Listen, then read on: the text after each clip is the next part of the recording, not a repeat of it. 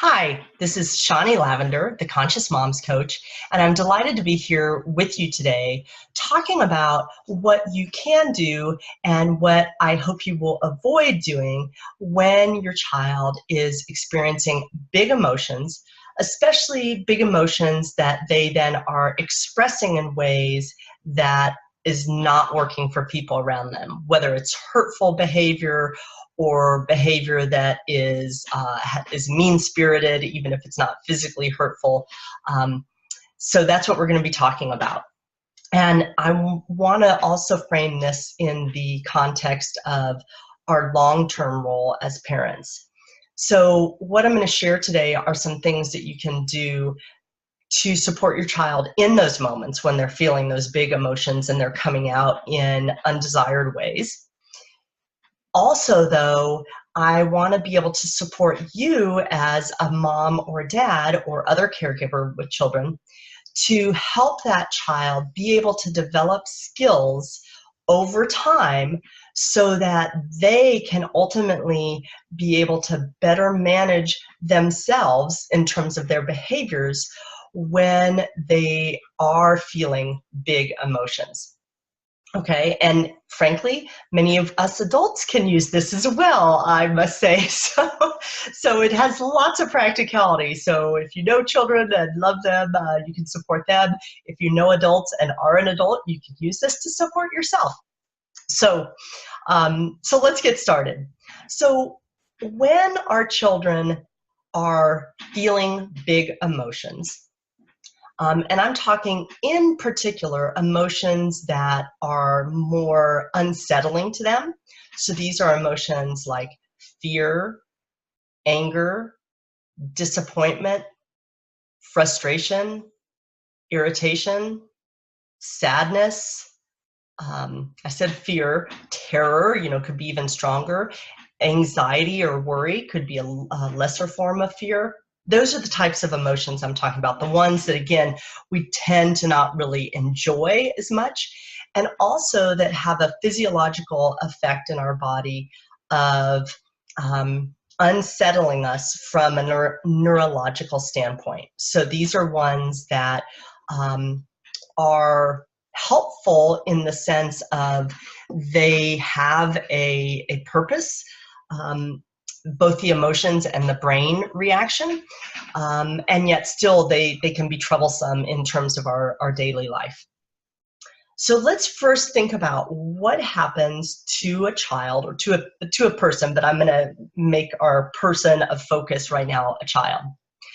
When a child feels those kinds of unsettling emotions, I'm not going to go into detail, but here's some of what's going on, is that their brain and therefore their body their brain has set into motion reactions within their body, chemical and otherwise, that are from a more primitive part of their brain, and it is about self-preservation.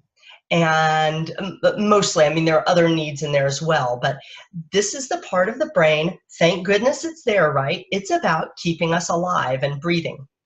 And so we have all kinds of systems within our body that are always on the lookout. These are totally vigilant systems. They don't rest. They are on the lookout for threats, for things that are out there that could harm us and hurt us. And so they are there to protect us. And so when they sense or see a threat, what they do is they sound the alarm internally and they say, okay, man all stations, man all stations. They are sending the troops to the front line, so to speak, to keep us safe. And so that's one of the things that's going on. Now, part of it, yes, it's when we sense a threat. Also, though, one of the things that can happen is that under stress, and I'm putting my hand in a position here because I'm going to show something in a minute. Under stress, what happens is our prefrontal cortex, the part of our brain that we think of as the human brain, what makes us human. It's the rational thought. It's the planning, the problem solving, the ability to control oneself and to regulate oneself in terms of like, okay, I'll wait and do that thing later. Even though I sort of want to do it right now, whether it's eating a cookie or hitting your sister. So it's that part of the brain. Under stress, what happens is that part of the brain goes offline. Dan Siegel, an author that many of you may know, and he's much more than an author, but he calls that flipping our lid. And so what happens in those moments when we flip our lid is that prefrontal human part of our brain is not working, and it's out to lunch, so to speak. And so now our limbic, our mammal brain, or our brainstem, and other parts of our brain, our reptilian brain, they're running the show, and they have important functions, and yet they are not as civilized, right? So they now are running the show. And so again, it's that sense of, even if at that moment our child wasn't feeling afraid or feeling mad, it could be that they've had a full day of stress, whether it's at school or just in life. Maybe they're under big developmental growth spurts internally. Maybe they have other stressors going on. Maybe there's some stress in the family. Doesn't matter, but they have stress just like we do. And so under that stress, that part of their brain, the prefrontal cortex, which is not fully developed, again, until our mid-20s or even longer than that just pops off. And so it doesn't pop off and pop out of our head, but we literally lose its functionality, right? So even if they weren't scared, now they're more active in these parts of their brain. So the lower primitive parts of their brain that, again, are less civilized are running the show. And so think of it the way that Dan Siegel and Tina Bryson talk about it in their latest book, The Yes Brain, is that there is the red zone. Think about that like up atop of a bar chart. We have bright red, and we know what red, right? It's the color of anger, the color of passion. It's that when we're hyper aroused neurologically, that's the part that's just, flashing lights and crazy sirens. And so that's the alarm. The system is in overwhelm. It's there to, again, protect and help save the life of the person who's feeling these emotions. So they're up there, and up there in that red zone, again, there's no rational thought. So that's when often our children get into behaviors that we don't like and that are hurtful and destructive at times. So that's natural. That's what they should do, so to speak. Again, under threat, it's like, oh, I better, push these people away. I better get this threat away from me. So it's what that part of the brain is designed to do. And so that those bad behaviors, often, if we look at them really objectively, we can say totally appropriate from a brain standpoint. Yes, I'm, as the being feeling these feelings, I am now in motion to protect myself. And that might mean hitting somebody else. That might be saying something that gets them, to come back and be like, okay, it might be a look on our face. We all have experienced that. It's like our bodies, beyond our conscious control, our bodies do things that signal to others, get back. You're dealing with the beast here, because that's what that part of our brain is doing. It's helping us. So again, part of why I'm saying all this is for you to recognize that you're looking at it from your perspective, which is, oh crap, this is bad behavior. I don't want this. And yet I want you to see that it's totally appropriate for what's going on inside. So that's not to say you can't change it or work with it. It's simply to go, oh, yeah, that's normal. That's what a brain is going to do when it thinks it's under threat. So now when we talk about what can you do in those moments? So first, before I get to what you can do, let me talk about some of the things that we tend to do that are generally not very helpful. So we tend, in part because now we're getting stressed, right? We're like, oh, little sister's getting hurt or about to get hurt. You know, we're feeling stress. Or we're just feeling the stress of, ooh, I didn't like being called that name.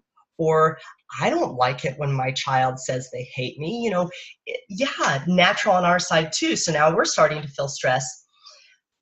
What we often do, though, in our reaction is that we basically further stress our child. And so now we're even putting more and more pressure on them. So now red zone, I don't know, it's flaming red zone, whatever you want to call it. It's really getting super chaotic. So we're not actually helping, we're hurting the situation. So things that we tend to do are we tend to do things like calm down. It's not a big deal. We might raise our voice even. We might get, well, that loud, that is raising our voice. We might talk in a more forceful way. Hey, cut that out. Those kind of things, again, those are more signals to our child's brain of attack, attack, attack, because we're doing things that are setting them off neurologically. When we're saying, calm down, it's not a big deal. Well, it might not be to us, but it obviously is to them because they're in it. So all those kinds of things just tend to be further, you know, it's like pouring some fuel on the charcoal that's already lit. Not good unless you're trying to go for pyrotechnics. So again, it's just part of what we tend to do. Again, we're under stress, and so it's like, and that just is making it worse. So stop all those things, time out. If you feel yourself getting ready to say, hey, cut that out, or stop hitting your sister, you know, do your best not to do that, okay? And sometimes you're going to, no matter what, but do your best to bring it in so that you're not adding more that your child's brain is going to perceive as threats that need to be defended against. Now, what can you do?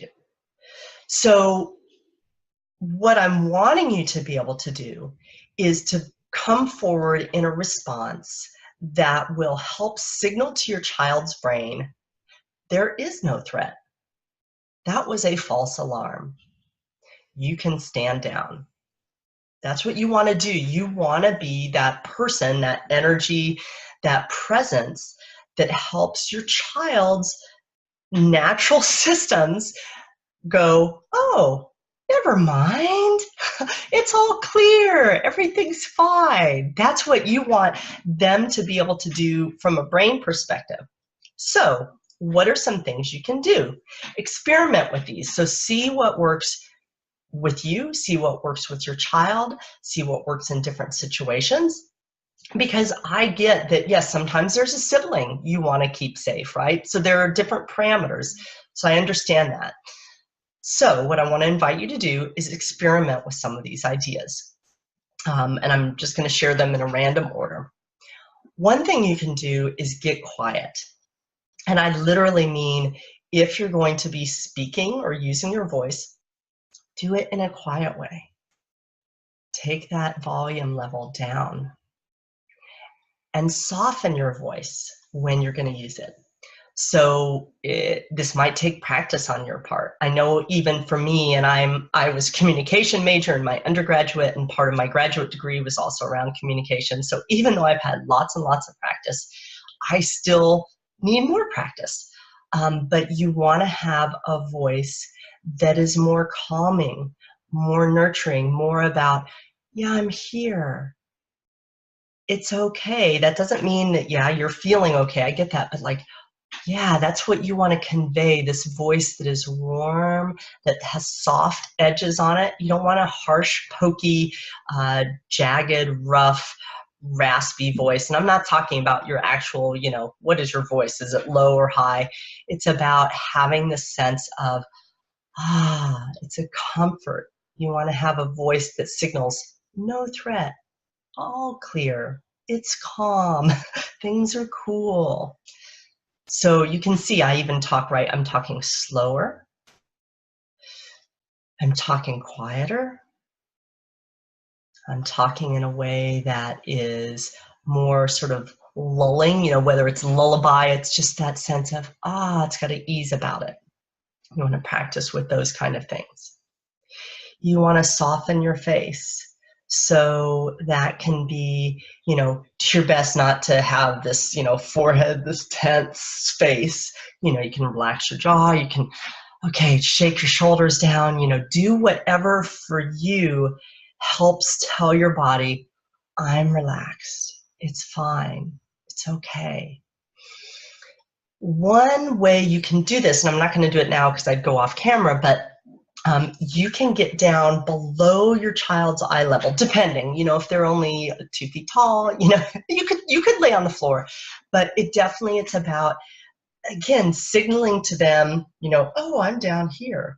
I'm not a threat to you. I'm down. And so that may even help you relax.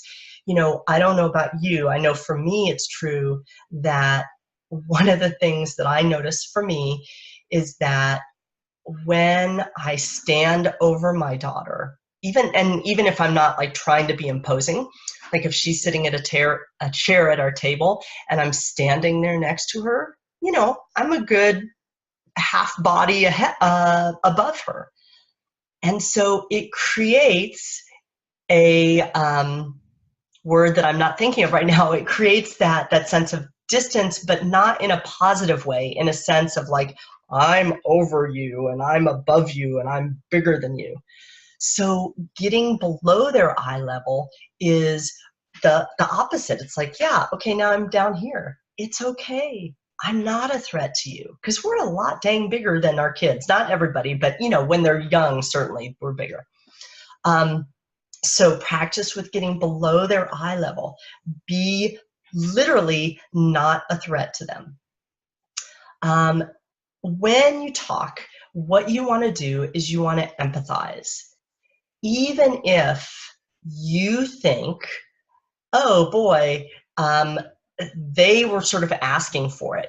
Who knows, the sibling thing that was going on, maybe they had it coming to them. It's not about what your judgment is. It's about your child, their experience is completely valid as it is. You don't have to agree with it, but that's valid for them. It's how it was for them and it's how it is for them. So you want to empathize and communicate, I get it. And I'm here. I'm not going anywhere, and I'm here for you. Tina Bryson, I thought, explained this in a wonderful way. She talked about if your child had a big physical injury, right? Like maybe they had really cut their arm and it was, bleeding profusely. Part of you, most likely, is going to, when, if they come running to you in that state, you're going to be like, oh, baby, let me make it better. You have that natural compassion that wells up with you that's like, oh, I want to do what I can to help you right now. So same thing in a non-physical way. Your child is signaling, I'm hurting. Things are off. Things are out of whack right now. So you want to bring in your empathy, what you're bringing forward is that, oh, baby, I'm here. I'm sorry that you're in this state right now. It's that empathy. It's that compassion for their suffering, again, regardless of your other opinions about what's happening. It's, yeah, I get it, and I'm here for you. So you can do that with words, although I do your best to keep the words few so that you're not adding more stress. That's a challenge for me. I'm a talker. You can do it with your energy, so it doesn't have to even be talking. It can be a simple body posture. It can be like coming close to them and being in a body posture that's open, like, oh. It can be about not words, but sounds. Mm-hmm. Yeah. Yeah is a word, but it's that it can be just really little as they're sort of raging or screaming about something. Yeah. You're not trying to convince them out of it. So yeah. You're really upset. Yeah. I hear you, buddy. I hear you, girl. Whatever is natural for you, or if it's not natural, practice. Sit in front of your computer monitor and practice. Sit in front of the mirror and practice. What are things you can say? And so that's what you want. You want your words, your body, your energy to convey this sense of acceptance, and really this, I think of it almost like as enfolding your child in a hug, even if you're not physically doing that, though touch can be, doesn't work with every child, but it can be something. Um, that sense of like, yeah, I'm with you. We're here together. I'm going to be with you. I'm here. I'm supporting you through this. So that's what, think of, what can I convey? That's what you want to convey. And again, I started to say touch. Check in, see what works for your child. Sometimes I know for me, just a hand on my daughter's back with no words can work sometimes. Sometimes the touch is a little like, nope, okay, not the touch. And so it's like, okay, not that. That didn't, she wasn't ready for that. So respect that. Like, okay, that's where they're at. Sometimes I'll ask my daughter, I'll say, can I hold you? Or can I touch you? Can I put my hand on your shoulder? So you can even check in like, hey, I'm wanting to do something. Do you think that's going to work for you? And then the one other thing I'd invite you to experiment with, actually sort of two things, either moving closer in a non-threatening way. So again, it's not lording over them, but it's moving closer in a way that's like, okay, I want to be here. I want to be able to physically support you and shelter you and love on you through this tough moment. Or sometimes it's moving back a little bit. Some children, and I'm like this sometimes in certain levels of upset, it's like, I want a little bit of space. I'm like, I'm not ready.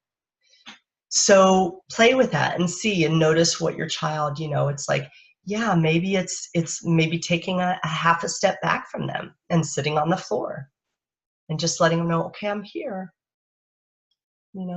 So play with that and see what comes natural to you, what feels good for you, and what does your child respond to well? What seems to help them be like, oh, okay, good. I'm not, in this all by myself. So play with those. And those are some things you can actually work with to help signal to your child's brain that there is no threat. There's nothing to have to fight against at this moment. And to help that brain start to go, oh, okay, all clear, everybody stand down.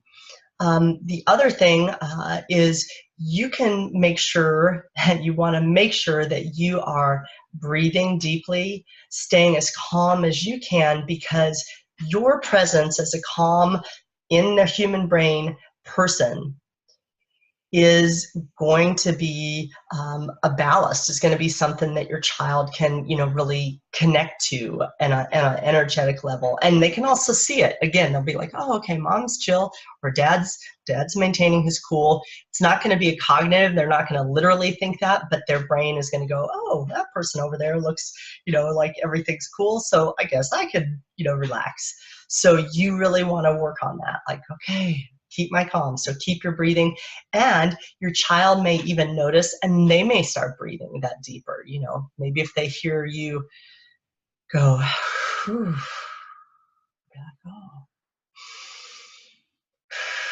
So, that they're great modelers. So model that for them. So let me take a pause. I'm going to check in with my Facebook community and see questions or comments.